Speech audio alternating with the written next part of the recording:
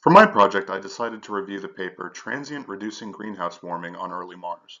The article details a research group's attempt to accurately model the climate on ancient Mars to account for unexplained features of Martian geology. When I first read the paper, I was surprised that I had not read about it on science blogs. The results imply a fundamental paradigm shift in discussion of Mars's paleoclimate. I'm pretty excited to be able to talk about this paper, so let's begin. To start, here's a brief overview of today's presentation. I'll start by talking about this paper's motivation via reviewing the fundamental mystery it aims to solve and discussing a few of the previous theories. Then, I'll introduce the research team and give a broad, bottom-line assessment of the paper's results. After I'm done setting things up, I'll dig into the meat of the paper and explain the author's methods and results.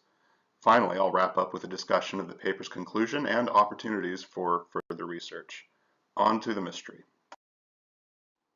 So, why was this paper necessary? To answer that, we need to examine Mars's geology. If you take a closer look at this photo from NASA's Mars Reconnaissance Orbiter, you can see some pretty cool features.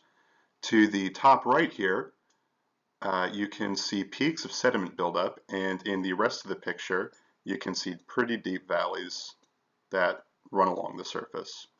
Now, scientists already knew that these features could not be carved out by wind erosion alone. That is, at some point, Mars must have had running liquid water on its surface. In order for surface water to have existed, however, Mars would have to be a lot warmer than it is now. Currently, the mean surface temperature is negative 60 degrees Celsius, far too low to support liquid water in any meaningful quantity or for any meaningful amount of time. To complicate things, scientists know that the wet period on Mars coincided with an era of decreased solar activity. At that time, solar luminosity was about 75 to 80% of its present value. Even if Mars had an albedo of 0 and the atmosphere perfectly absorbed solar energy, calculations we've done in class this semester would yield an equilibrium temperature of negative 63 degrees Celsius, even lower than it is today. The problem that has eluded scientists until now is, how could Mars have supported a wet climate? Let's look at some of the attempts to solve this mystery and debunk them. Extraterrestrial climatologists who have tried to solve this problem have tried to view it through the lens of a local problem, excess carbon dioxide, or CO2, in the atmosphere. Since the 1970s, when it became clear that CO2 was warming Earth's atmosphere, scientists adjusted models of the ancient Martian climate to more closely mirror the warming patterns found on Earth. They found that even assuming an atmosphere composed purely of CO2 and water mixed at a 1-to-1 ratio, the equilibrium temperature rises only to negative 33 degrees Celsius. In other words, it's a start, but not quite enough to account for the amount of water suggested by the evidence. One of the most promising lines of investigation in getting to the bottom of this question was hydrogen and its potential agency as a greenhouse gas.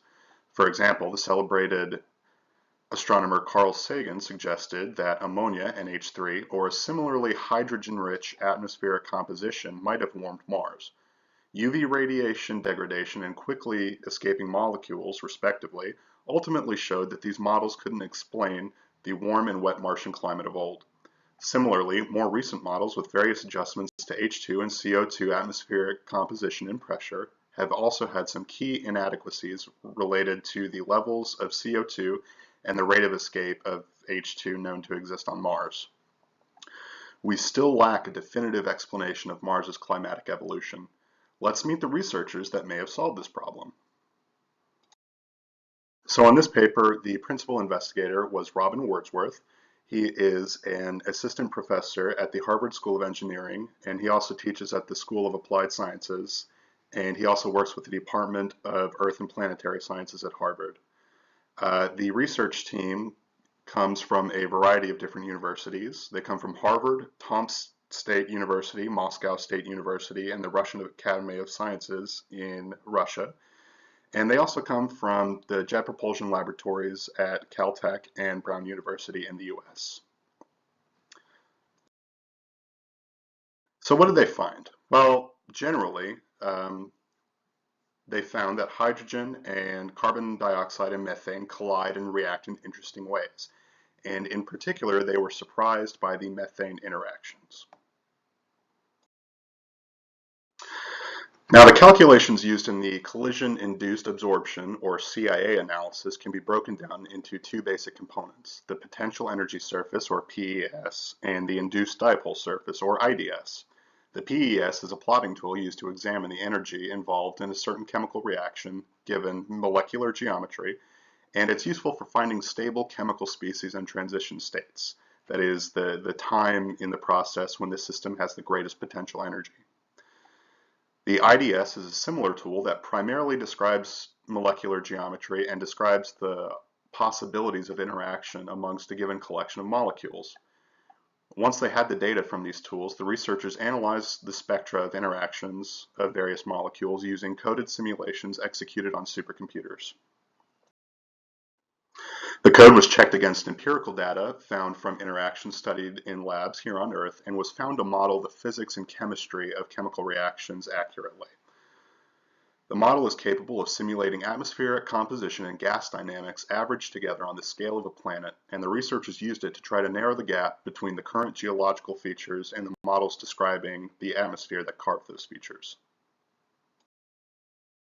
This plot, figure 1 from the paper, shows the vertical path optical depth versus wave number, which is just a way of describing wavelength. The higher the optical depth, the more effective the gas is at absorbing incident radiation. Now, this blue region here, the window region, is the 20 to 40,000 nanometer range where you would want to see higher absorptivity to account for the wet conditions on early Mars. These dashed lines represent the absorptivity predicted by previous models that assumed interactions between nitrogen and carbon dioxide and the interactions between nitrogen and methane.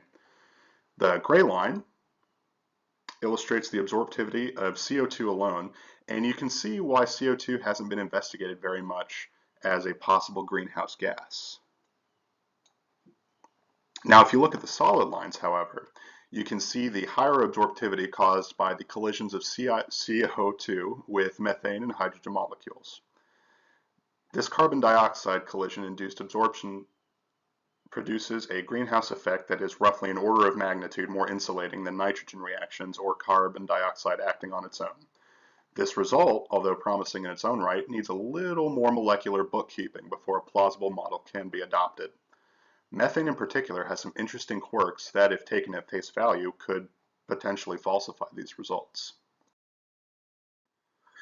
Now, as far as H2 is concerned, these results indicate that given the presence of H2 of at least a few percent in the atmosphere, the global mean temperature is at least 273 kelvins, which is the freezing point of water at standard sea level conditions on Earth. Overall, this result isn't that surprising. The researchers were surprised, however, to find evidence of the significant role played by CH4.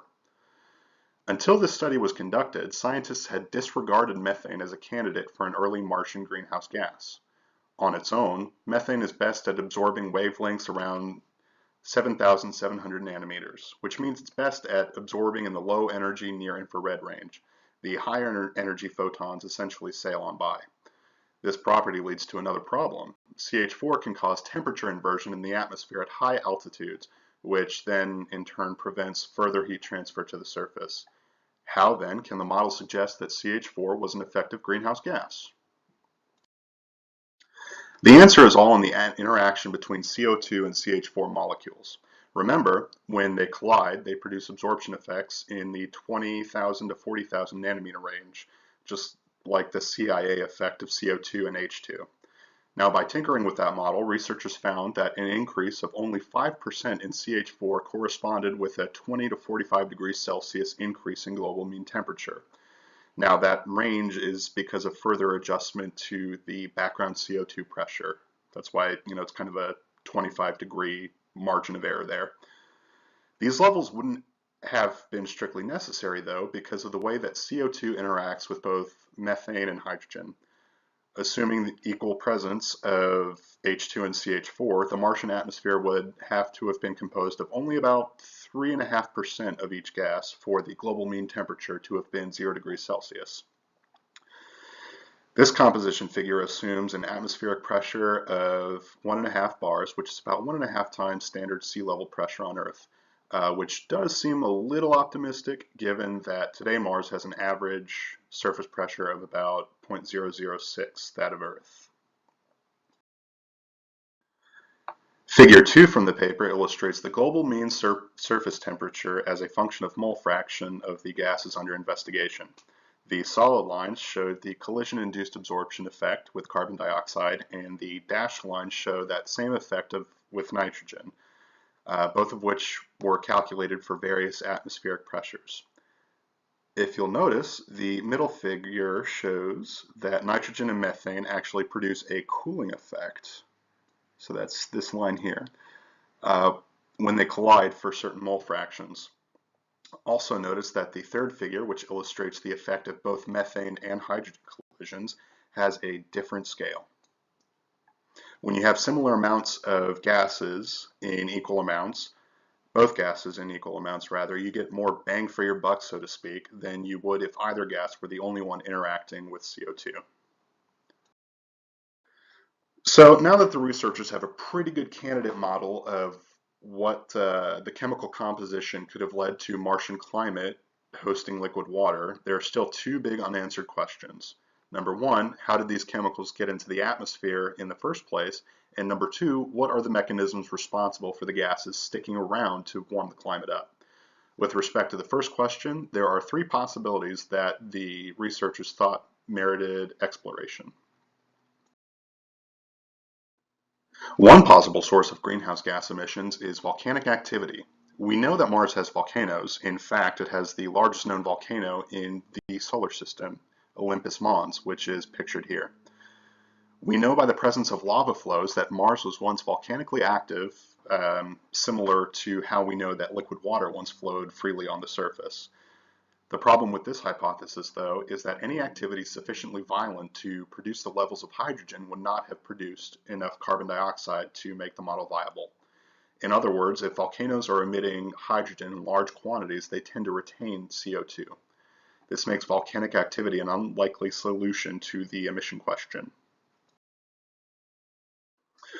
Another possibility is serpentinization. Serpentinization is a process by which certain minerals react with water under the influence of geothermal energy to produce certain gases, one of which is methane.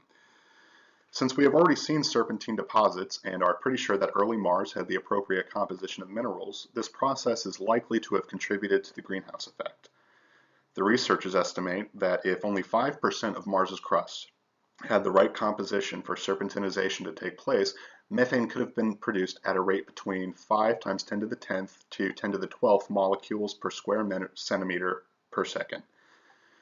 Mars's, 5% of Mars's surface area translates to about 7.24 times 10 to the 16 centimeters squared.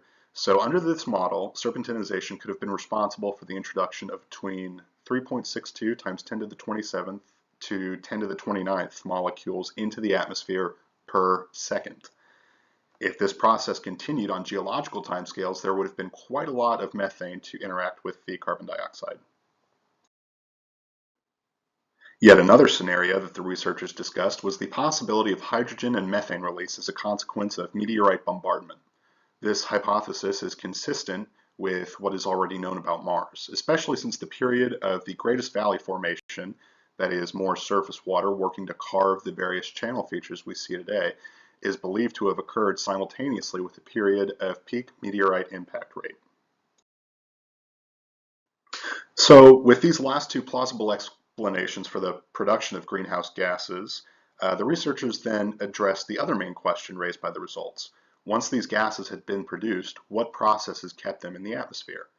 This question is significant. The hydrogen could have escaped on timescales similar to those we calculated in class homework, and the methane could have broken down long before they had an appreciable effect on the climate. So why did these gases remain in the atmosphere, and why did they impact the climate in the manner that they did? When they performed further calculations regarding the methane content of the atmosphere, the researchers found that each molecule would have stayed intact long enough to impact the climate with time to spare. Specifically, assuming a mostly CO2 atmosphere at a pressure of 1.25 bars with a 5% methane constituent, a molecule of methane would have stayed together for On average, about 250,000 years. This is actually a lower bound on the estimate. The authors noted that this figure doesn't take resupply by the above processes or the effect of escaping hydrogen into account. So that conclusion raises another question. Why does the hydrogen created seem to have stayed in the atmosphere? Why did it not escape as you might expect? The authors performed another set of calculations and estimated that the hydrogen would have escaped at roughly the same rate that methane molecules should have been breaking down. That is, there would have been a sort of equilibrium happening in the emission and loss rates for the two gases. The takeaway of the interaction between CO2, H2, and CH4 here is the estimate that the kinds of mixtures predicted by the models, that is, the atmospheric compositions hospitable to surface liquid water, would have been stable for at least 100,000 years, or at least enough time to carve out all the neat geological features we can see today. Although they have developed a strong model for atmospheric warming, the researchers note that it is not airtight. In particular, they admit that not all of the differences between the N2CH4 and CO2CH4 absorption scenarios may be accounted for. This is the primary question that the author suggests be studied further via more computational analysis and on-site research on the first crewed missions to Mars. At any rate, this study shows that small quantities of H2 and CH4 could have been responsible for the greenhouse effect on Mars and could provide the answer to the mystery of the planet's earlier climate. These answers tell us more than just what was happening on Mars, though. With the search for exoplanets yielding more results every day, more and more solar systems might see their habitable zones redrawn, or we might even have to revisit the topic from a whole new perspective. More urgently, further exploration of these results might yield better models of the unprecedentedly rapid climate change our own planet is currently experiencing.